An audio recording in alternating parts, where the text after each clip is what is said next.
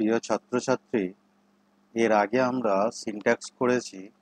এর আগের ভিডিওতে রুল 1 থেকে 5 পর্যন্ত।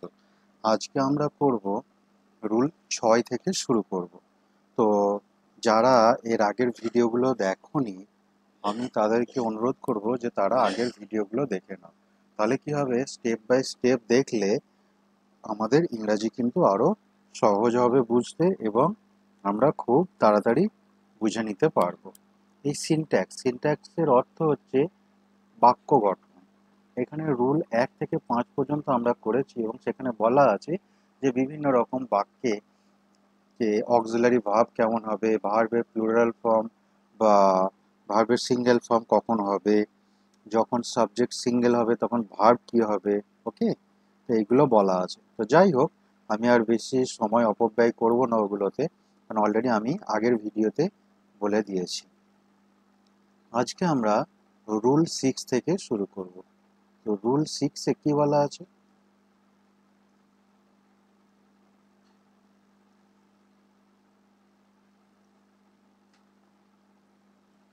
সিনট্যাক্সের রুল 6-এ বলা আছে যে যদি 2 বা 2 এর অধিক সিঙ্গুলার সাবজেক্ট, তাহলে যদি 2 বা ততোধিক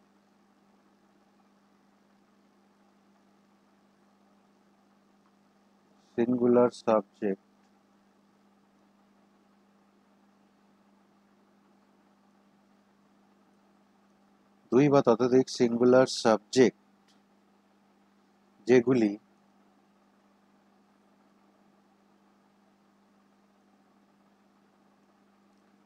অর, নট, আইদার, নাইদার দ্বারা যুক্ত থাকে,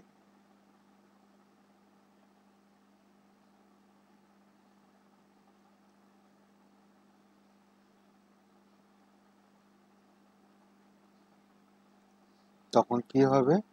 তখন সিঙ্গুলার ভার্ব প্রয়োগ করতে হবে।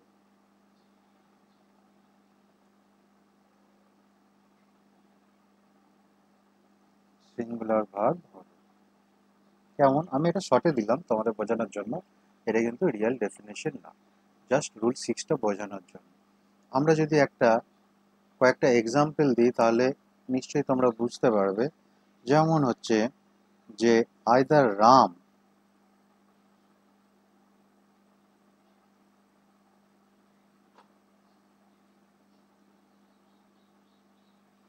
অর রাজ। তাহলে এখানে কি আছে? রাম এবং রাজ দুটো সাবজেক্ট আছে, যারা হচ্ছে সিঙ্গুলার সাবজেক্ট। এই যে রাম এবং রাজ দুটো সিঙ্গুলার সাবজেক্ট আইদার অর দিয়ে যুক্ত আছে, তাহলে এক্ষেত্রে কি হবে? সিঙ্গুলার ভার্ব হবে, ইজ কামিং। অর্থাৎ এটা হচ্ছে singular verb, is coming today. Plural verb হলে কি হতো? এই ইজের জায়গায় আর হয়ে যেত। আর একটা দেখি, এটা 1 নম্বর উদাহরণ। 2 নম্বর উদাহরণ দেখি কি আছে। neither he nor I was there। বোঝা গেল? এখানে দুটো সিঙ্গুলার ভার্ব হি এবং আই নাইদার নর দ্বারা যুক্ত আছে, সেক্ষেত্রে ভার্ব হয়ে গেছে আমার অক্সিলারি ভার্ব এখানে হি ওয়াজ। আদারওয়াইজ এখানে কি হতো যদি শুধু থাকতো যে হি অর আই ওয়্যার দেয়ার। ওকে, এখানে যেহেতু নাইদার নর এবং আইদার অর আছে, তাই দুটো সিঙ্গুলার সাবজেক্ট হলেও ভার্ব কিন্তু সিঙ্গুলার হবে। অন্যথায় এইখানে কিন্তু ভার্ব প্লুরাল হওয়ার কথা ছিল। এটা কিন্তু এক্সেপশনাল রুল। আর একটা দেখি।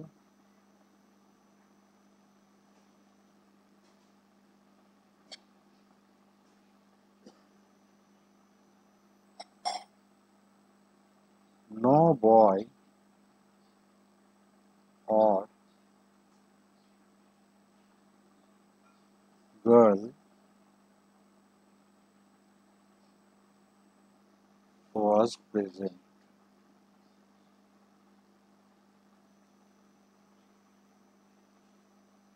on the field.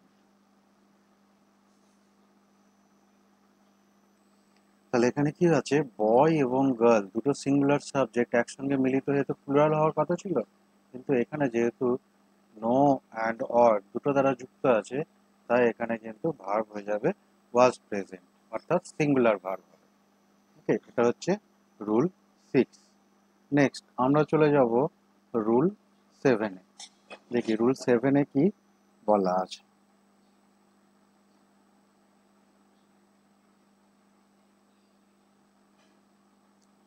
রুল 7,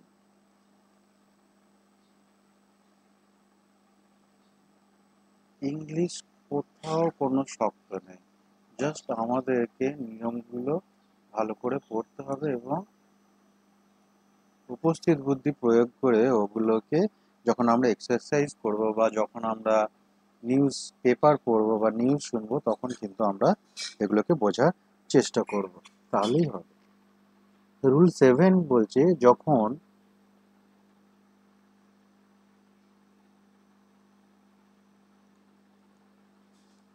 দুই বা ততোধিক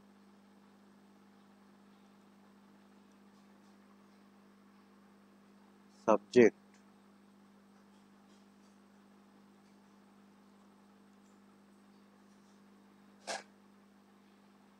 or either, not, neither ইত্যাদি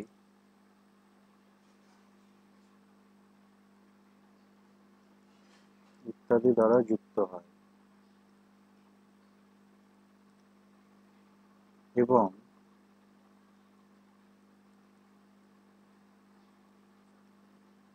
যেটি ভিন্ন নাম্বার হয়।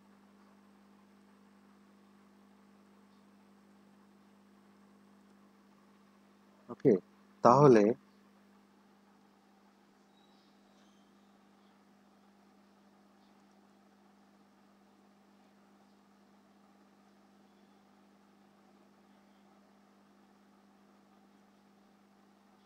প্লুরাল নাম্বার যুক্ত সাবজেক্ট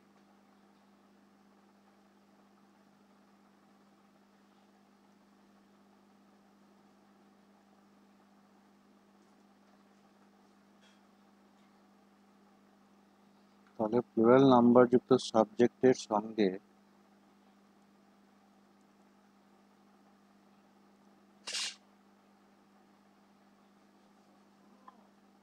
ভার্ব প্রয়োগ করা হয়, অর্থাৎ প্লুরাল নাম্বারের সাবজেক্টের সঙ্গে কি প্লুরাল ভার্ব হবে, সিঙ্গুলার সাবজেক্টের সঙ্গে সিঙ্গুলার ভার্ব হবে, সেটাই বোঝাতে চেয়েছি। ওকে, এটা রুলটা বুঝতে না পারলে আমি কয়েকটা উদাহরণ দিচ্ছি, সেটাতেই কিন্তু পুরোপুরি পরিষ্কার হয়ে যাবে। কি বলেছে, যখন দুই বা তার বেশি সাবজেক্ট অর, আইদার, নর, নাইদার ইত্যাদি দ্বারা যুক্ত হয় এবং সেটা যদি বিভিন্ন নাম্বারের হয়, ওকে, অর্থাৎ সিঙ্গুলারও আছে বা প্লুরালও আছে, তাহলে প্লুরাল সাবজেক্টের সঙ্গে প্লুরাল নাম্বার যুক্ত সাবজেক্টের সঙ্গে ভাব প্রয়োগটা হবে, অর্থাৎ প্লুরাল ভাব হবে। যেমন এক্সাম্পল দিলে এখানে বোঝা যাবে। এক্সাম্পল কি আছে, যে নাইদার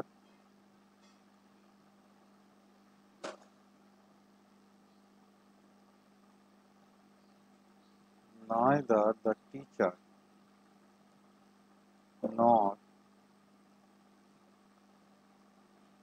his students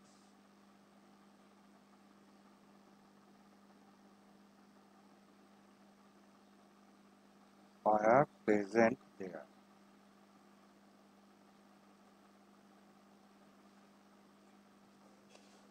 বোঝা গেল? এর আগের রুল নাম্বার 6 আমরা কি দেখেছিলাম, দুটো সিঙ্গুলার সাবজেক্ট যুক্ত হয়েছিল এবং ভার্বের ক্ষেত্রে সিঙ্গুলার ভার্ব হয়েছিল, কিন্তু এক্ষেত্রে দুইয়ের দুই বা দুইয়ের বেশি, এখানে তো দুটো সাবজেক্ট আছে, কিন্তু যে সাবজেক্টের সঙ্গে প্লুরাল নাম্বার, প্লুরাল সাবজেক্ট, এই যে স্টুডেন্ট প্লুরাল, তার কিন্তু ভার্ব এখানে হচ্ছে। ওকে, আর একটা দেখি উদাহরণ আমরা।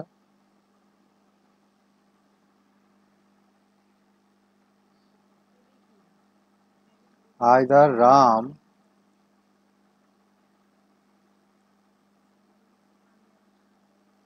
or either Ram or his friends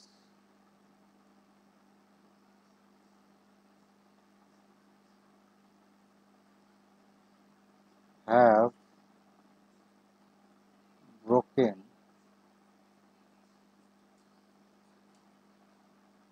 the glass। তাহলে এক্ষেত্রে রাম একটা সিঙ্গুলার সাবজেক্ট, কিন্তু হিজ ফ্রেন্ড একটা প্লুরাল সাবজেক্ট। তাই প্লুরাল সাবজেক্টের ফর্ম অনুযায়ী এই যে হ্যাভ ব্রোকেন, এখানে কিন্তু প্লুরাল ভার্ব হয়েছে। আদারওয়াইজ এখানে কিন্তু সিঙ্গুলার ভার্ব হতে গেলে হ্যাজ হওয়া দরকার ছিল। ওকে, এটা হচ্ছে রুল 7। আর রুল 6টা ঠিক তাই, এখানে সিঙ্গুলার সাবজেক্ট আর এখানেও সিঙ্গুলার সাবজেক্ট হতো, এবং এক্ষেত্রে সিঙ্গুলার ভার্ব হওয়া দরকার ছিল। ওকে, আশা করি তোমরা বুঝতে পারছো। যদি কোথাও কোনো অসুবিধা হয় অবশ্যই তোমরা কিন্তু কমেন্ট সেকশনে জানাবে। আর একটা, এর আগে আমি মেসেজ পেয়েছি যে এর আগে নাকি সাউন্ড ক্ল্যারিটি অতটা ভালো ছিল না, অনেকেই সেটা অভিযোগ করছে। তো আমি সেই সাউন্ড ক্ল্যারিটির দিকে এইবারে একটু কনসেপ্ট দেওয়ার চেষ্টা করেছি। তো তারপরেও যদি কারো অসুবিধা হয় অবশ্যই জানিও, তাহলে যথাযথ ব্যবস্থা নেওয়া হবে। ওকে, ঠিক আছে, আমরা 3 নম্বরটা দেখছি যে কি আছে। 3 নম্বরটা, Ram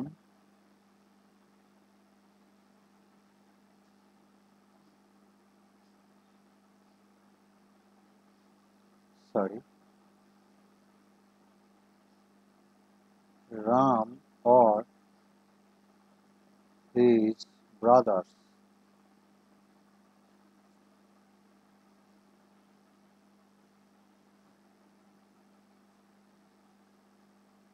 are expected to come।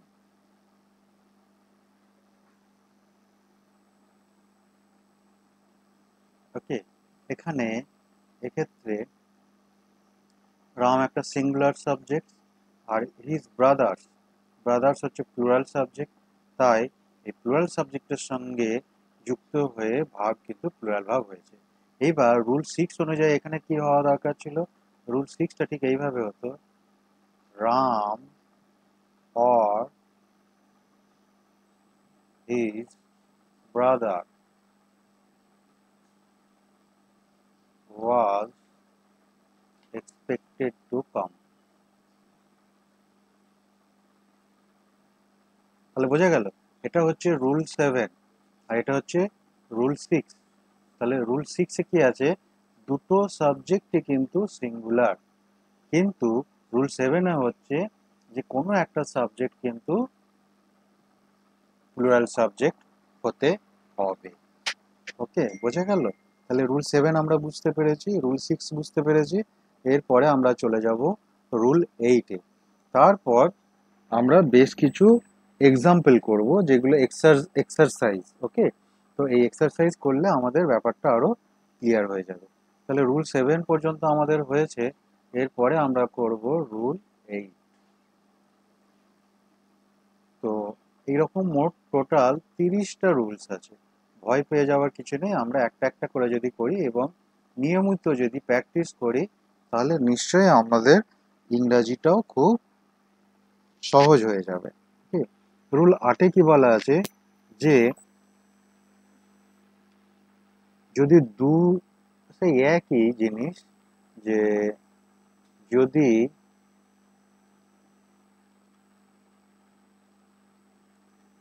দুই বা ততোধিক সাবজেক্ট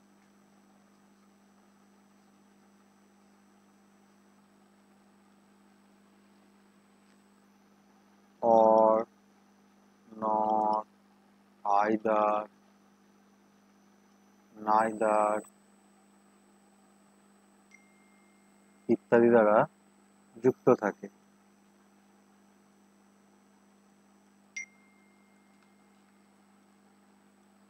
যুক্ত থাকে এবং ভিন্ন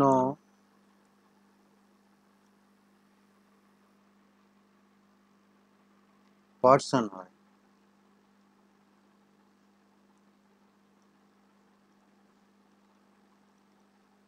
তবে ভার্ব সন্নিহিত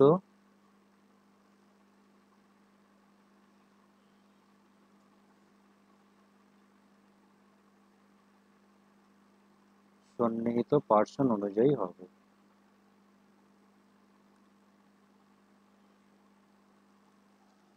দেখো, বলছে যখন দুই বা তার বেশি সাবজেক্ট অর, নর, আইদার, নাইদার দ্বারা যুক্ত থাকবে এবং সাবজেক্টগুলো কি হচ্ছে ভিন্ন পার্সন, অর্থাৎ first person, second person, third person ভিন্ন পার্সনের হবে, তবে ভার্বের আগে যে পার্সনটা থাকবে ভার্ব কিন্তু সেই অনুযায়ী হবে। কেমন? একটা উদাহরণ দিই, তাহলে ব্যাপারটা ক্লিয়ার হয়ে যাবে। বলছে you or Ram is responsible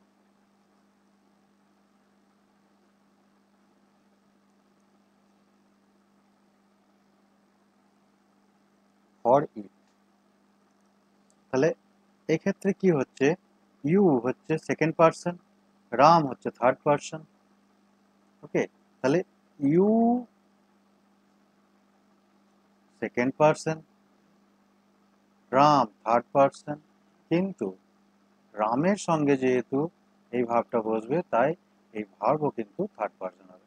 এখন তোমাদের মধ্যে কেউ বলতেই পারে যে রামটাকে আমি আগে রাখবো আর ইউটাকে পরে দেবো, তাহলে কি হবে, কি একই হবে? দেখছি তাহলে, রাম or you responsible, এখানে আমি এটা বাকি রেখেছি, রেসপন্সিবল ফর ইট। তোমরা একটু চিন্তা ভাবনা করে দেখো এখানটায় কি হবে।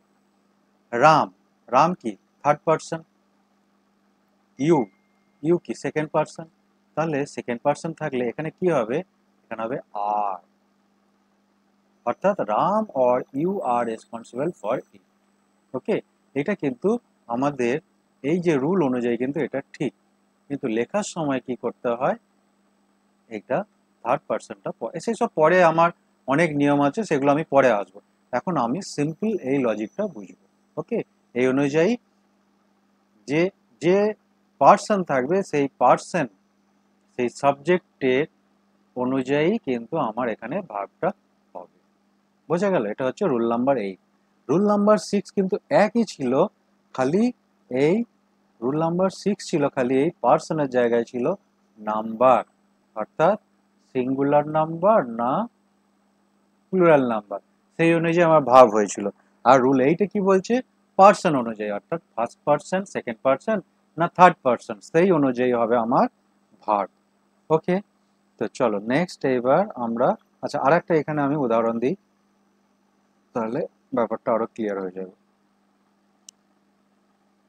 বলছে আইদার, দেখো এখানেই চলে এসেছে আবার, আইদার শি অর ইউ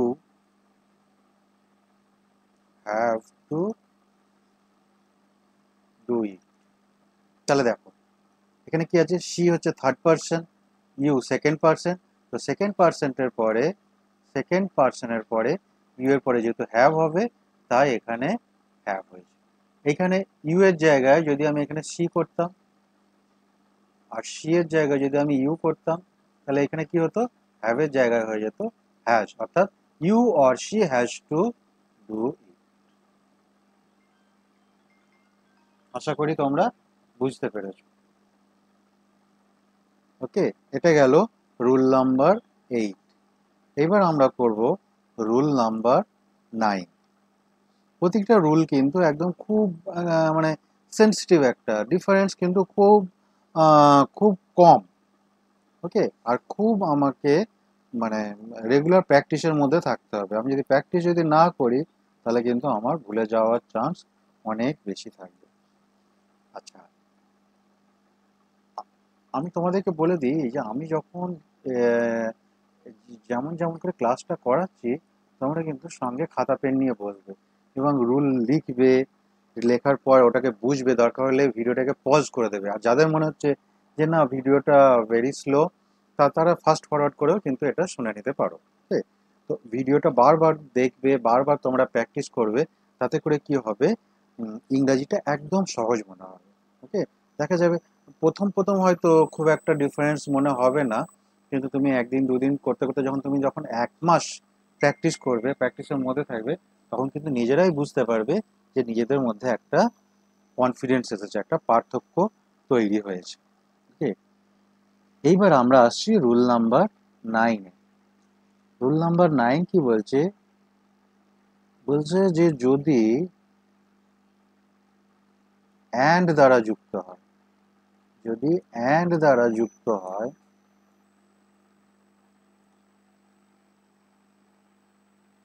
যদি অ্যান্ড দ্বারা যুক্ত হয়ে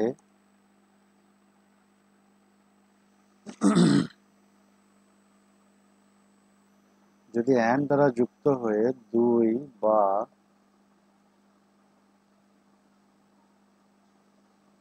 ততোধিক সাবজেক্ট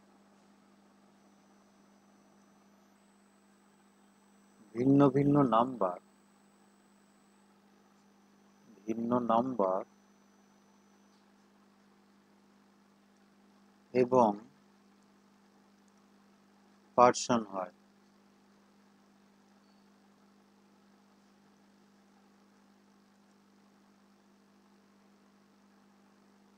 তাহলে ভার্ব প্লুরাল হবে।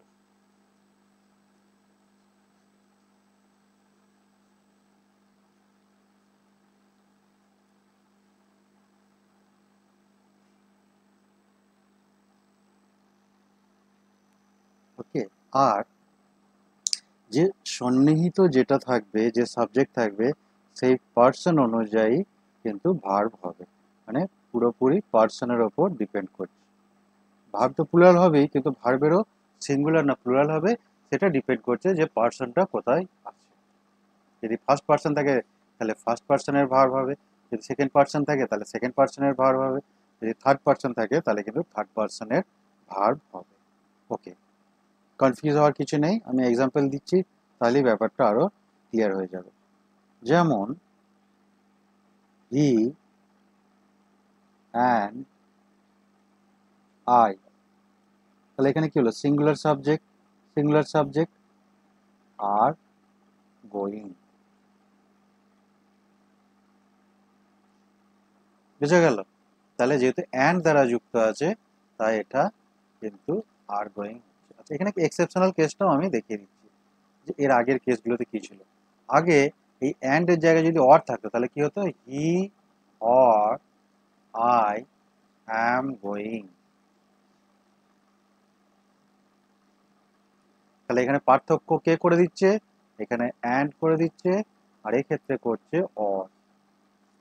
তাহলে মাঝখানের এই যে কনজাংশন, এটাকে তো কনজাংশন বলে, পার্ট অফ স্পিচ, আমি একটা ভিডিও আপলোড করেছি, যারা কনজাংশন কি জিনিস বুঝতে পারছো না তারা কিন্তু ওই ভিডিওটা ফলো করবে। তো এই যে কনজাংশন যেটা আছে সেইটার উপর ভিত্তি করে কিন্তু আমার এখানে ভার্ব চেঞ্জ হয়ে যাচ্ছে, এখানে আর হয়ে যাচ্ছে, আবার এক্ষেত্রে হয়ে যাচ্ছে অ্যাম। ওকে, নেক্সট 2 নম্বরটা আমি দেখি, 2 নম্বরে এক্সাম্পল কি আছে।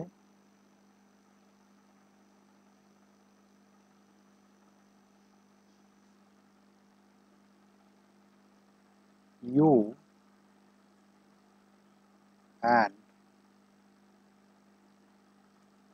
he are, sorry,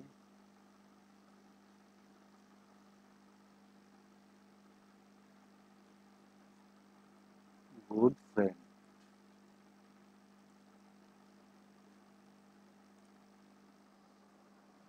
এক্ষেত্রেও তাহলে সেম, এই যে এখানে যেহেতু অ্যান্ড আছে, তাই হি এর পরে কিন্তু আর হচ্ছে, কারণ দুটো সিঙ্গুলার সাবজেক্ট অ্যান্ড দ্বারা যুক্ত হয়েছে, তাই এখানে ভার্ব সর্বদা প্লুরাল হবে। এই যে কোথায় ভার্ব সর্বদা প্লুরাল হবে, প্লুরাল, তাই ভার্ব এখানে প্লুরাল। কিন্তু এই অ্যান্ড এর জায়গায় যদি আর হতো, এই সরি অর হতো, তাহলে কি হতো, you or he is good friend. Okay, যদিও সেন্টেন্সটা একটু মিনিংলেস হয়ে যাচ্ছে, কিন্তু আমরা সেন্টেন্সের দিকে এখন ধ্যান দেবো না, আমরা দেবো যে আমাদের গ্রামারের রুলসের ওপর। ওকে, আচ্ছা, এরপরে আমরা এর আগে 1 থেকে 5 পর্যন্ত রুলস করেছি, আজকে আমরা করলাম রুল 6 থেকে রুল 9 পর্যন্ত। এরপরে এই মুহূর্তে আমরা কি করব, কিছু এক্সারসাইজ করে নেব, অর্থাৎ যে আমরা যে রুলটা করলাম 1 থেকে 9 পর্যন্ত একটু আমরা ঝালিয়ে নেব। ওকে, আমি প্রথমে কোশ্চেনগুলো লিখছি, তো তোমরা কি করবে, আগে কোশ্চেনগুলো লেখো, নিজেরা করার চেষ্টা করবে, তারপর যদি না হয় তখন আমার সলিউশনটা দেখে নেবে। এখানে যেমন বলা আছে পেন অ্যান্ড ইঙ্ক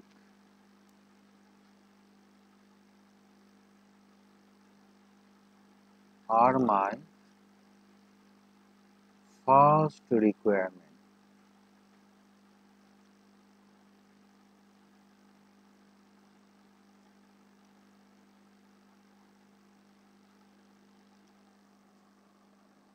অর্থাৎ এখানে আমি একটা খালি ইয়ে করে দিতে পারি তোমাদের, যে কোথায় তোমরা চেঞ্জ করবে, এটা একটু করে দিতেই পারি, কারণ এখন তোমরা বেসিক শিখছো, এটা এখানে এটা চেঞ্জ হবে।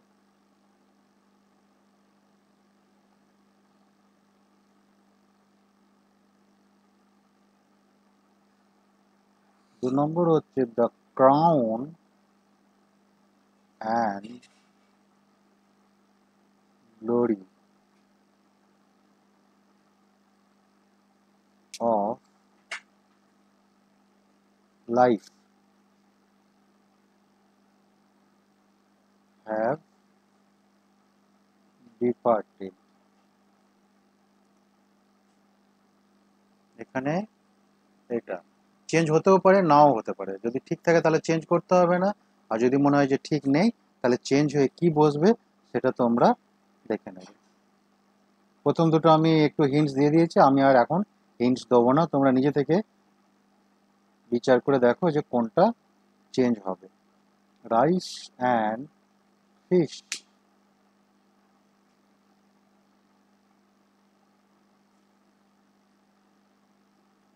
Make my favourite dish.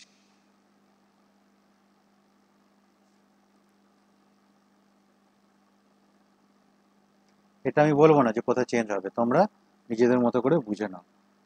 আর যদি মনে হয় যে কোথাও অসুবিধা হচ্ছে, তাহলে একবার আবার রিওয়াইন্ড করে যে পুরোনো ভিডিওগুলো দেখে এসো। Milk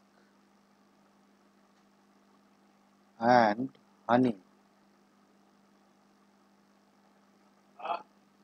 milk and honey are rich tonic.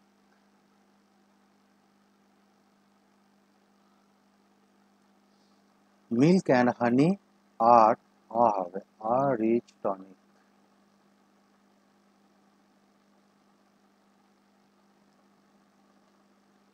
Truth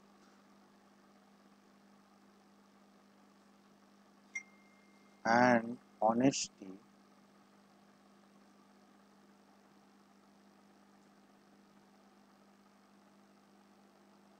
are best policy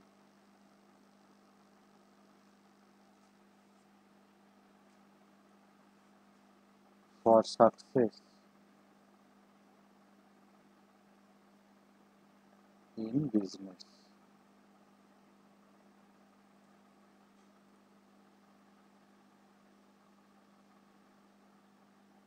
Six, the sum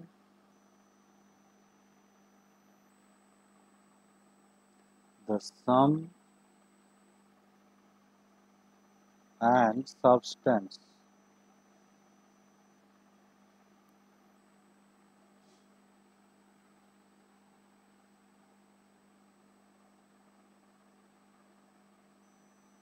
of the matter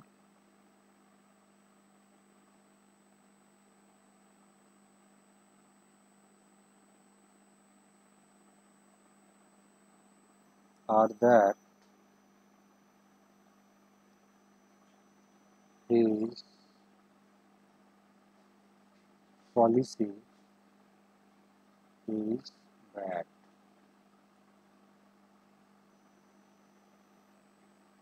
7.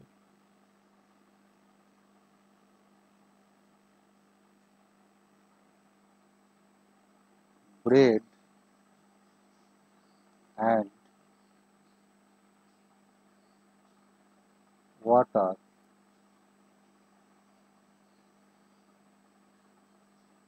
are the basic needs.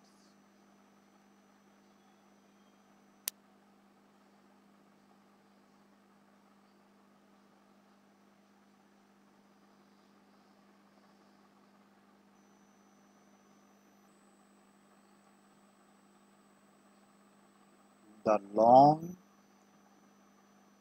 sorry, the long and the short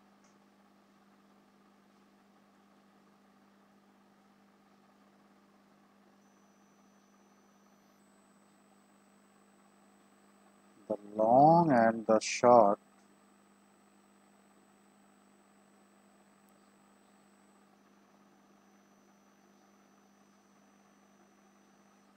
of the matter are, ঠিক আছে? তো এই 8টাই থাক। তো তোমরা কি করবে, আগে এগুলোকে খাতায় লিখে নেবে, ভালো করে বোঝার চেষ্টা করবে যে কোন রুলসটা কোন সেন্টেন্সে আমি অ্যাপ্লাই করব। তারপরে বুঝবে যে কেন হচ্ছে, আইদার অর যুক্ত আছে, অ্যান্ড যুক্ত আছে, ফার্স্ট পার্সন আছে, থার্ড পার্সন আছে, সেকেন্ড পার্সন আছে, সিঙ্গুলার সাবজেক্ট আছে না প্লুরাল সাবজেক্ট আছে। এই এত কিছু বিচার করার পর তারপরে দেখবে যে ভার্ব তুমি কি বসাবে। সাপোজ প্রথমটা যদি আমরা দেখি, তাহলে হচ্ছে যে pen and ink are my first requirement. Okay, তাহলে এই যে পেন অ্যান্ড ইঙ্ক, এখানে কি আরটা চেঞ্জ হবে, তাহলে চেঞ্জটা হয়ে কি হবে, পেন অ্যান্ড ইঙ্ক, যেহেতু এটা একটা পেনকে বোঝাচ্ছে, পেনের মধ্যেই যেহেতু ইঙ্ক আছে, তাই এটা আর হবে না, আর না হয়ে এটা হবে কি, is. Pen and ink is my first requirement. বোঝা গেল? এটা হয়ে গেল ইজ। দ্বিতীয় প্রশ্নেতে আসি। কোশ্চেন নাম্বার 2 বলছে the crown and glory of life have departed. তাহলে ক্রাউন মানে কি, যে রাজমুকুট, আর গ্লোরি মানে কি, গৌরব। তাহলে রাজমুকুট এবং গ্লোরি অর্থাৎ গৌরব অফ লাইফ, জীবনের রাজমুকুট এবং গৌরব, হ্যাভ ডিপার্টেড মানে ছাড়াছাড়ি বা ছেড়ে চলে গেছে। তাহলে এখানে এক্ষেত্রে যেহেতু একটা সিঙ্গেলকে বোঝাচ্ছে, সিঙ্গুলার সাবজেক্টকে, তাই এটা হ্যাভ না হয়ে হবে হ্যাজ। বোঝা গেল? Next question number 3, rice and fish make my favourite dish. তাহলে এই যে ফেভারিট ডিশ একটা সিঙ্গুলার বোঝাচ্ছে, ওকে, তাই রাইস অ্যান্ড ফিশ এটাও যেহেতু দুটো সিঙ্গুলার বোঝাচ্ছে, তাই এই মেক না হয়ে যাবে মেক্স। ওকে, সিঙ্গুলার, কারণ মেক হলে হচ্ছিল প্লুরাল, তার সঙ্গে একটা এস যোগ হয়ে মেক্স হয়ে যাবে তোমার singular. Next, milk and honey are a rich tonic. এখানে প্রথমেই দেখো তোমরা আর আর হয় না, এটা হবে ইজ। তাহলে এখানে ইজ অর্থাৎ একটা টনিক একটা কিন্তু সিঙ্গুলার সাবজেক্টকে বোঝাচ্ছে। Next, truth and honesty are best policy for success in business. তাহলে ট্রুথ অ্যান্ড অনেস্টি সেম জিনিস, এটাও ইজ হবে। The sum and substance of the matter are that his policy is bad. তাহলে এক্ষেত্রে the sum and substance of the matter এখানে আর না হয়ে হবে bread and butter are the basic needs, এটা আর না হয়ে হবে the long and short of the matter আর না হয়ে হবে এটা বোঝা গেল।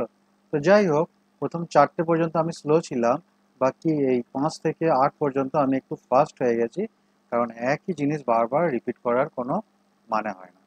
তোমাদের এই যে প্রথম 9টা 1 থেকে 9 পর্যন্ত রুলস কিন্তু ভেরি ইম্পর্টেন্ট। এর পরের যে রুলসগুলো হবে সেগুলো কিন্তু এর ওপর বেস করে তৈরি করা হয়েছে।